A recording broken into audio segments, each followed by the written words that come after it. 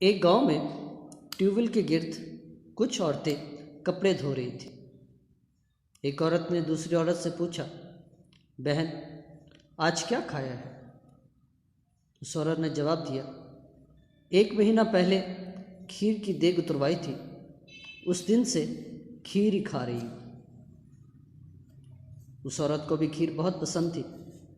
उसने प्रोग्राम बनाया कि घर जाकर मैं भी खीर की देग उतरवाऊंगी और उसे 1 महीना पूरा खाऊंगी।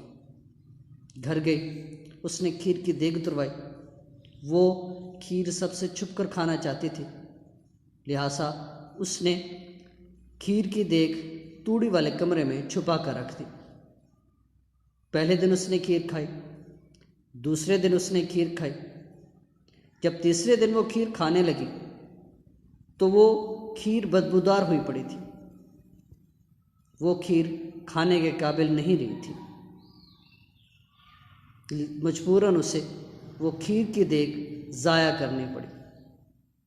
अगले दिन वो ट्यूबवेल पर गई। उसने उसी औरत से दोबारा पूछा, बहन, आज क्या खाया? उस औरत ने वही जवाब दिया, बहन, 1 महीना पहले खीर की देग उतरवाई थी, उस दिन से खीर ही खा रही हूँ। वो औरत बड़ी हैरान हुई और उसने पूछा, मेरी देग तो तीसरे दिन खराब हो गई थी, तुम कैसे 1 महीने से खीर खा रही हो? उस औरत ने जवाब दिया, मैंने खीर की देग अपने पड़ोस में तकसीम कर दी थी।